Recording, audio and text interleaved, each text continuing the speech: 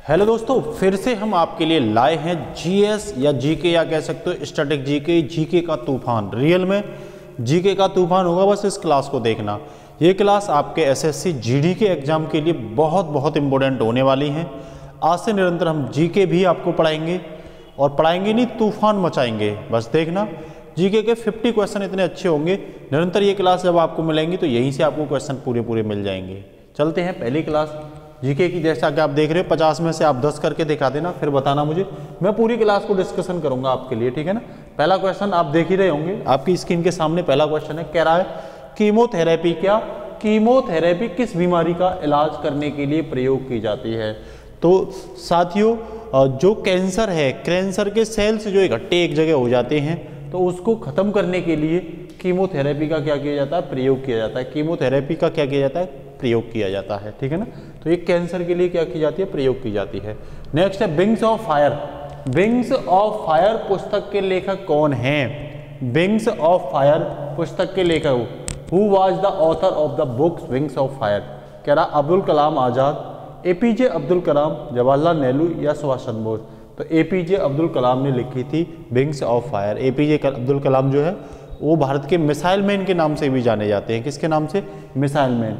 और ये भारत के क्या भी रहे हैं, राष्ट्रपति भी रहे हैं। भारत में मिसाइल की जो देन मानी जाती है वो एपीजे अब्दुल कलाम को मानी जाती है। और कांग्रेस शासनकाल में ये भारत के राष्ट्रपति भी रहे। काफ़ी अच्छे व्यक्ति हैं, व्यक्तित्व तो काफ़ी अच्छा है। कह रहा तुलसीदास किसके समकालीन कवि थे। अकबर के, बाबर के, अलाउद्दीन खिलजी के या बलबन के। देखो ये तो दोनों है ही नहीं। तुलसीदास जो थे वो अकबर के थे। अकबर को महान सम्राट भी कहा जाता है। क्या कहा जाता है, महान सम्राट। दीन ए इलाही की वजह से, दीन ए इलाही। तो दीन ए इलाही में क्या था, तो दीन ए इलाही में सभी धर्मों की अच्छी बातों को शामिल किया गया था। इसीलिए अकबर को पंथ निरपेक्ष भी माना जाता है।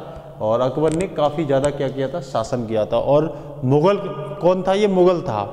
मुगल का सबसे प्रतापी और सम्राट राजा माना जाता है, ठीक है ना। तो नेक्स्ट कह रहा है ईटानगर किस राज्य की राजधानी है। कह रहा है असम की, सिक्किम की या मणिपुर की। आप आंसर भी दिया करिए। तो ये अरुणाचल प्रदेश की है साथियों। और अरुणाचल प्रदेश भारत का पूर्वोत्तर राज्य है। क्या राज्य है, पूर्वोत्तर, ध्यान रखना। यहाँ बौद्ध ज़्यादा मिलेंगे आपको। और भारत का सबसे पूर्वी राज्य भी कह सकते हो आप, भारत का सबसे पूर्वी राज्य, ठीक है ना। तो भारत का सबसे पूर्वी जो भाग है 95 डिग्री 25 मिनट पर, वो केवथू गांव कहाँ पड़ता है, केवथू गांव जो पड़ता है वो अरुणाचल प्रदेश में ही पड़ता है। जब आप इंडिया का मैप इस तरीके से बना के दिखाओगे ना, तो देखो यहाँ जो ये जो है यहाँ केवथू पड़ता है, ठीक है ना। तो सबसे पूर्वी भारत का राज्य है ये, ठीक है ना। इसके साथ ही नेक्स्ट अगर मैं बात करूँ, शिमला समझौता कब हुआ। कौन सा समझौता, शिमला समझौता। तो आप ध्यान रखना, शिमला समझौता वर्ष 1972 में हुआ था। 2 जुलाई, कब, 2 जुलाई वर्ष 1972। ध्यान रखना 1971 में जब भारत पाक युद्ध खत्म हुआ था, इंडिया पाक युद्ध खत्म हुआ था, कब, वर्ष 1971 में। उसके बाद रखा था शिमला एग्रीमेंट, जिसमें भारत की तरफ से इंदिरा गांधी, कौन, भारत की तरफ से इंदिरा गांधी, और सब पाकिस्तान की तरफ से जुल्फिकार भुट्टो थी। कौन थी, जुल्फिकार भुट्टो शामिल हुई थी, ठीक है ना। इसके साथ ही नेक्स्ट है राष्ट्रीय एकता दिवस किस तिथि को, किस दिन मनाया जाता है। 28 फरवरी, 31 मई, 7 अप्रैल या 31 अक्टूबर। तो ध्यान रखना 31 अक्टूबर को मनाया जाता है। और इसे मनाने की शुरुआत 2014 से, वर्ष 2014 से सरदार वल्लभ भाई पटेल के उपलक्ष्य में की गई थी। 31 अक्टूबर को सरदार वल्लभ भाई पटेल जो है उनका जन्मदिन सेलिब्रेट किया जाता है। और भारत के राजनीतिक एकीकरण के रूप में उनको जाना जाता है, ठीक है ना। इसके साथ ही नेक्स्ट अगर हम बात करें, मयूर सिंहासन पर बैठने वाला अंतिम मुगल सम्राट कौन था। तो पहले तो मैं आपको ये बता दूं, मयूर सिंहासन का निर्माण शाहजहां ने करवाया था। किसने करवाया था, शाहजहां ने। शाहजहां ने ही ताजमहल का निर्माण करवाया था। मयूर सिंहासन इसीलिए बोलते हैं इसे, इसकी आकृति ही मयूर जैसी थी। पूछ लेगा इसे और क्या कहते हैं, तो ध्यान रखना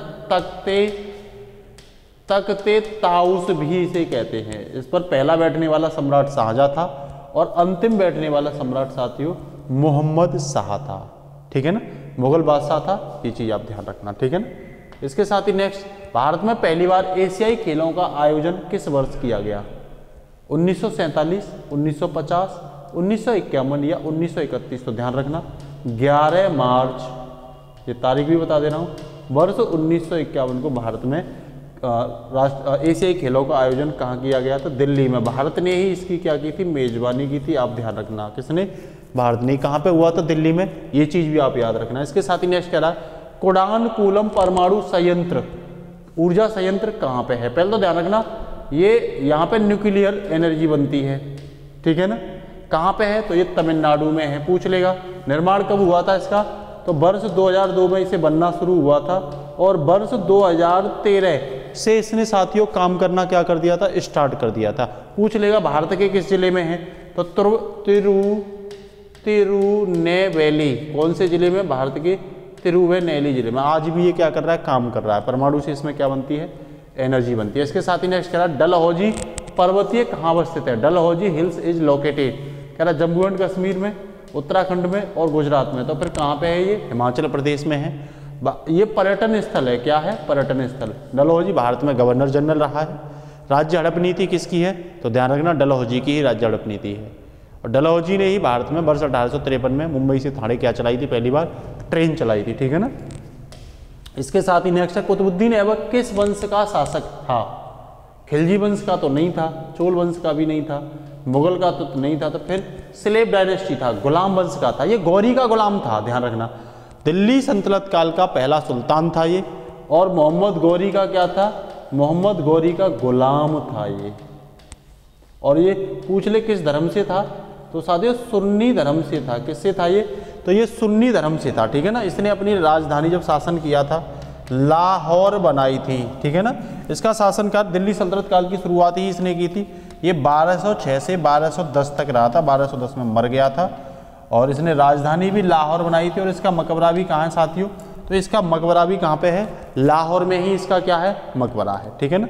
जन्म की पूछे तो ये तुर्कमेनिस्तान में। कहाँ? तुर्किस्तान में। तुर्कमेनिस्तान नहीं, तुर्किस्तान में इसका क्या हुआ था? जन्म हुआ था, ठीक है। इसके साथ ही नेक्स्ट चलते हैं। होमो सैपियंस किसका वैज्ञानिक नाम है? मेढक का नहीं है, मछली का भी नहीं, आम का भी नहीं है, फिर किसका? मानव का है। किसका है? मानव का। आपसे पूछा जाएगा ये होमो सैपियंस किस भाषा का शब्द है? कह देना लैटिन भाषा का शब्द है। किस भाषा का शब्द है? लैटिन भाषा का। इसकी जाति होती है होमो सैपियंस। क्या होती है? सैपियंस। मनुष्य की जाति पूछे होमो सैपियंस से होती है। उपजाति पूछे तो होमो सैपियंस सैपियंस होती है। ध्यान रखना क्या? होमो सैपियंस सैपियंस इसकी उपजाति। संघ पूछे कि ये संघ कौन सा होता है? तो आप जवाब दोगे रज्जुकी। कौन सा संघ? रज्जुकी संघ होता है इसका। कौन सा संघ होता है? रज्जुकी। जंतु पूछे, जगत पूछे तो ये जंतु या प्राणी जगत से होता है। किससे होता है? जंतु या प्राणी जगत से होता है। इसके साथ ही नेक्स्ट, हमारे संविधान में आपातकालीन का प्रावधान किस देश से लिया गया? आयरलैंड से तो राज्य के नीति निदेशक तत्व लिए गए थे, ठीक है ना। मूल कर्तव्य रूस से लिए गए थे, जर्मनी से लिए गए थे, जर्मनी के वायमर संविधान से। किससे? वायमर जर्मनी में एक स्थान पड़ता है, वहां से लिया गया था। आपसे पूछ लेगा कि भारत में किस भाग में है ये? तो कह देना भारत भाग 18। आपातकाल भारत के भाग 18 में है। अनुच्छेद आपसे पूछे तो आर्टिकल 352 से आर्टिकल 360 तक क्या है? राष्ट्रीय आपातकाल है। आपसे ये पूछ लेगा, देखो 3 पूछ लेगा। आर्टिकल 352 में क्या है? तो ये राष्ट्रीय आपातकाल है। आर्टिकल 356, ठीक है ना, और 365 में क्या है? तो ये राष्ट्रपति शासन है। आर्टिकल 360 में क्या है? तो साथियों ये वित्तीय आपातकाल है। क्या है? वित्तीय आपात। इस पर पूर्ण अधिकार किसका होता है? केंद्र का होता है, ध्यान रखना, आपातकाल पर। और इसमें क्या होता है? जो संघीय ढांचा होता है वो एकात्मक बन जाता है। शक्ति किसके पास चली जाती है साथियों? तो शक्ति इसमें केंद्र के पास चली जाती है। किसके पास चली जाती है? तो केंद्र के पास चली जाती है, ठीक है ना। तो ये आपका क्या हो गया? क्लियर हो गया, ठीक है ना। इसके साथ ही नेक्स्ट कह रहा है श्रीलंका किस वर्ष स्वतंत्र हुआ था? 1939, 1951 या 1950 या 1948। तो ध्यान रखना 4 फरवरी वर्ष 1948 को श्रीलंका ब्रिटिश से, किससे? ब्रिटिश से आज़ाद हुआ था। किससे आज़ाद हुआ था? ब्रिटिश से। तो भारत के बाद हुआ है। भारत 15 अगस्त 1947 को हुआ था और ये 4 1948 को स्वतंत्र हुआ है। नेक्स्ट कह रहा है 7 से नीचे जिसका पीएच मान 7 से कम होता है वो क्या होगा? तो ध्यान रखना ये पीएच पैमाना है। मान लो ये 7 है और ये 1 से 7 से कम तक के सभी अम्लीय होते हैं। क्या होते हैं? अम्लीय होते हैं। और 7 से 14 7 वाला उदासीन होता है। जिसका पीएच मान 7 होता है वो साथियों क्या होता है? उदासीन, और जिसका 7 से ज़्यादा होता है वो क्षारीय होते हैं, ठीक है ना। तो खून क्या होता है, खून क्षारीय होता है, 7.4 pH मान होता है, ठीक है ना। इसके बाद वाले 7 से नीचे वाले सब क्या होते हैं, अम्लीय होते हैं, तो इसका आंसर हो जाएगा एसिडिक।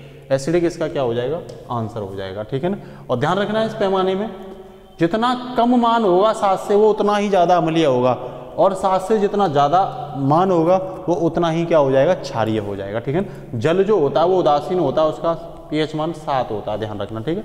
विश्व व्यापार संगठन मतलब WTO वर्ल्ड ट्रेड ऑर्गेनाइजेशन का हेडक्वार्टर कहाँ पे है, where is the headquarter of world trade organisation. तो कह रहा है न्यूयॉर्क में, पेरिस में या जिनेवा में। तो स्विट्जरलैंड में क्या पड़ता है, जिनेवा पड़ता है। इसकी स्थापना आपसे पूछे तो आप 1 जनवरी वर्ष 1995 बताओगे, क्या बताओगे, 1 जनवरी 1995। वर्तमान में आपसे पूछे कि भाई इसके अध्यक्ष कौन है, तो नगोजी ओकोंजो, कौन, नगोजी ओकोंजो, कौन, ओकोंजो आइवियला, इसकी क्या है, नाइजीरियन महिला है, ध्यान रखना। ये कहाँ की है, नाइजीरिया की। ये क्वेश्चन कई बार पूछा गया है, ठीक है ना। ये गेट के बाद बना था, गेट की जगह पे बना था। 1995 से पहले काम कौन कर रहा था, गेट कर रहा था, उसके बाद, ठीक है ना। WTO में सेवा और वस्तु सब शामिल किए जाते हैं। गेट के समय इसमें सेवा और वस्तु शामिल नहीं थे, केवल क्या थी, वस्तुएं ही वस्तुएं थी, ठीक है ना। बाद में सेवाओं को भी शामिल कर लिया गया। अरब सागर की रानी किसे कहा जाता है, लक्षद्वीप को बिल्कुल नहीं, वेनिस को बिल्कुल नहीं, सूरत को बिल्कुल नहीं, तो किसे, कोचीन कह लो या कोच्चि बंदरगाह कह लो। क्यों कि 14वीं शताब्दी से ही भारत में पश्चिमी घाट में कोच्चि के केरल में ये निरंतर व्यापार का क्या रहा है, महत्वपूर्ण व्यापारिक केंद्र रहा है 14वीं शताब्दी के बाद, ठीक है ना। केरल में पड़ता है ये। नेक्स्ट कह रहा है भारत में चिपको आंदोलन की शुरुआत किस राज्य से हुई, गोवा से नहीं, हिमाचल प्रदेश से भी नहीं, जम्मू एंड कश्मीर से भी नहीं, फिर कहाँ से, उत्तराखंड से। चिपको आंदोलन का जनक किसे माना जाता है, तो ध्यान रखना सुंदरलाल बहुगुणा, सुंदरलाल बहुगुणा को माना जाता है। किसे माना जाता है, तो आपका जवाब होना चाहिए सुंदरलाल बहुगुणा। और कौन कौन थे इसमें, तो ध्यान रखना कॉमरेड गोविंद रावत, कॉमरेड गोविंद रावत भी इसमें क्या थे, गोविंद सिंह रावत भी इसमें शामिल थे। चंडी प्रसाद भट्ट भी इसमें शामिल थे, चंडी प्रसाद भट्ट, ये क्वेश्चन पूछा जाता है, चंडी प्रसाद भट्ट। और गौरा देवी, और कौन, गौरा देवी, और कौन, गौरा देवी भी इसमें क्या थी, शामिल थी, कौन, गौरा देवी। तो ये ध्यान रखना ये इसमें शामिल रहे थे। 1972 में इसकी क्या हुई थी, शुरुआत हुई थी। और ये पेड़ों को बचाने के लिए, पेड़ की जो कटाई कर रहे थे इलीगल तरीके से, उनको बचाने के लिए किया था, ठीक है। नेक्स्ट है तेल एवं प्राकृतिक गैस निगम लिमिटेड, ये निगम और आएगा, ONGC में निगम लिमिटेड का मुख्यालय कहाँ है, तो ध्यान रखना देहरादून में है। इसका मुख्यालय कहाँ है साथियों, देहरादून में पड़ता है। कहाँ पड़ता है, देहरादून में पड़ता है, ठीक है ना। ये वर्ष 14 जून 1956 को, ध्यान रखना, एक आयोग के रूप में बना था, ठीक है ना। इसका नाम था तेल एवं गैस आयोग। ध्यान रखना 23 जून वर्ष 1993 को इसका नाम पड़ा ONGC, मतलब ये एक सरकारी उपक्रम है, इसका नाम तेल एवं प्राकृतिक गैस निगम लिमिटेड पड़ा था, ध्यान रखना, ठीक है। तो इसका मुख्यालय कहाँ है, देहरादून में। भारत की एक ये महारत्न कंपनियों में से एक है, ध्यान रखना। दाब बढ़ने पर ध्वनि की गति पर क्या प्रभाव पड़ेगा, ध्यान रखना दाब बढ़ाने पर ध्वनि की गति पर कोई प्रभाव नहीं पड़ता। अगर आप टेम्परेचर बढ़ा दोगे, ताप बढ़ा दोगे, तो ध्यान रखना ध्वनि की गति भी क्या हो जाएगी, बढ़ जाएगी। दाब का कोई प्रभाव नहीं पड़ेगा, नो इफेक्ट। इसका आंसर क्या हो जाएगा, सी हो जाएगा। इसके साथ ही निम्न में से क्या एक आनुवांशिक रोग है, निम्नलिखित में से कौन एक आनुवांशिक रोग है, कह रहा हीमोफीलिया आनुवांशिक रोग होता है। जो कलर ब्लाइंडनेस है ये भी आनुवांशिक रोग होता है, मतलब जेनेटिकली माँ बाप से आता है, ठीक है ना। टर्नर सिंड्रोम भी आनुवांशिक होता है। इसी के साथ इसका आंसर क्या हो जाएगा, डी, ऑल ऑफ एबोव इसका आंसर हो जाएगा। कार बैटरी में किस अम्ल का प्रयोग किया जाता है, कह रहा है सल्फ्यूरिक अम्ल, H2SO4 कहते हैं इसे, सिट्रिक अम्ल, ऑक्सैलिक अम्ल, इसे CWH का होल्टवाइज होता है या इनमें से कोई नहीं, तो सल्फ्यूरिक अम्ल का किया जाता है। ध्यान रखना 100% शुद्ध नहीं, इसमें पानी मिला देते हैं। ये लगभग 30 से 40% इसमें क्या किया जाता है, H2SO4 का प्रयोग किया जाता है। ये काफी तनु बना देते हैं उसे, ध्यान रखना तनु H2SO4। विश्व स्वास्थ्य संगठन की स्थापना किस वर्ष की गई थी, 1945, 1947, 1950 या 1948, तो ध्यान रखना विश्व व्यापार संगठन की जो स्थापना थी वो 1948 में की गई थी, ठीक है ना। 7 अप्रैल 1948 को, क्या 7 अप्रैल वर्ष 1948 को की गई थी। वर्तमान में टेड्रोस अदानन और गैब्रियस, इसके कौन है, टेड्रोस टेड्रोस अधानम इसके कौन है, अध्यक्ष हैं, ठीक है ना। नेक्स्ट, हवाई जहाज उड़ने के लिए कौन सा मंडल उपयुक्त है, क्षोभ मंडल। तो हवा, आंधी, तूफान वगैरह आता है इसमें नहीं, तो हवाई जहाज स्ट्रेटोस्फीयर में। समताप मंडल, यहाँ एकदम से ताप समान रहता है और यहाँ कोई हलचल नहीं होती, ठीक है ना। यहाँ बहुत ज़्यादा विक्षोभ होता है, इसीलिए हवाई जहाज नहीं उड़ सकते। समताप मंडल में ही ओजोन लेयर पाई जाती है, ओजोन लेयर समताप मंडल में ही पाई जाती है, ओजोन परत, ठीक है, याद रखना, ठीक है ना। इसके साथ नेक्स्ट कह रहा है नाथुला दर्रा किस राज्य में है, तो साथियों नाथुला दर्रा सिक्किम में है। नाथुलाल, जयपाल ये सब कहाँ हैं, तो जयलेपला और नाथुला ये दर्रा दोनों सिक्किम में है। सिक्किम में ही भारत की कंचनजंगा क्या है, कंचनजंगा चोटी है। और सिक्किम में ही भारत का पहला पूर्ण रूप से जैविक कृषि राज्य बना। और सिक्किम ही पूर्णतः ओडीएफ मुक्त है ना, शौचालय मतलब ओडीएफ मुक्त क्या बना, राज्य बना था, ठीक है ना। और विश्व की सबसे कम जनसंख्या भी कहाँ, 2011 की जनगणना के अनुसार सबसे कम जनसंख्या भी सिक्किम में ही पाई जाती है, ठीक है ना। इसके साथ ही नेक्स्ट अगर हम बात करें, राष्ट्रपति द्वारा कितने राज्यसभा सदस्यों को नामित किया जाता है, तो ध्यान रखना आर्टिकल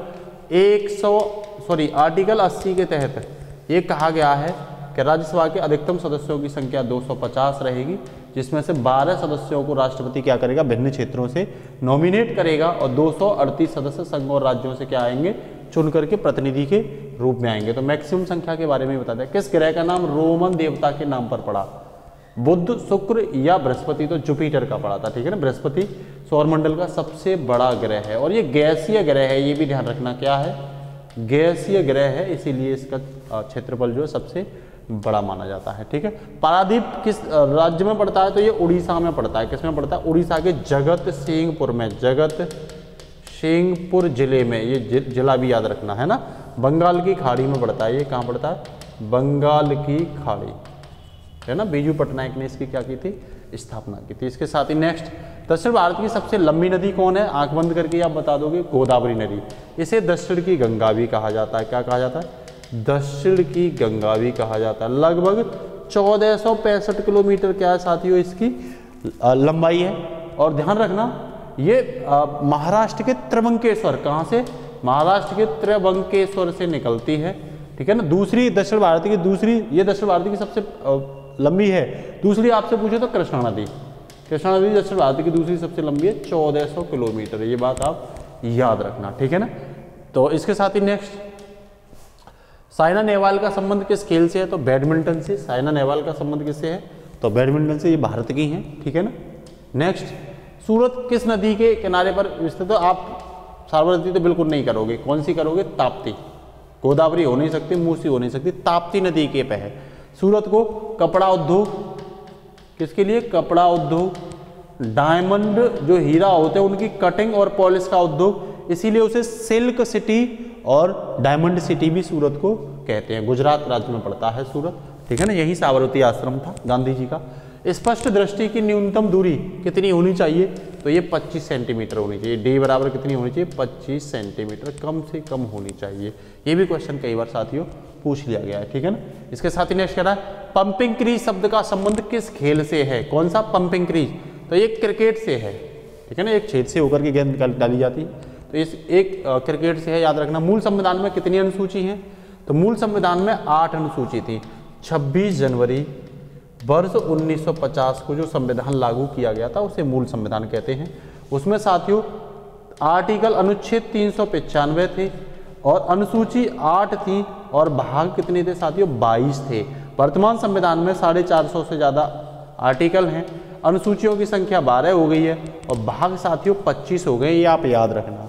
वैसे हमारा पूर्णतः संविधान जो बन के तैयार हुआ था वो 16 नवंबर वर्ष 1949 को ही क्या हो गया था, तैयार हो गया था। इस दिन हमने 16 आर्टिकल भी अपने संविधान के क्या कर दिए थे, लागू कर दिए थे। लेकिन मूल संविधान कब माना जाता, 26 जनवरी 1950 को जो संविधान लागू हुआ था उसी को हम क्या करते हैं, मानते हैं। संविधान संशोधन का संबंध किस भाग से है, तो ध्यान रखना भाग 20 से है। भाग 20 में आर्टिकल पूछे तो 368, वर्तमान में 104 के करीब क्या हो चुके हैं संविधान में संशोधन।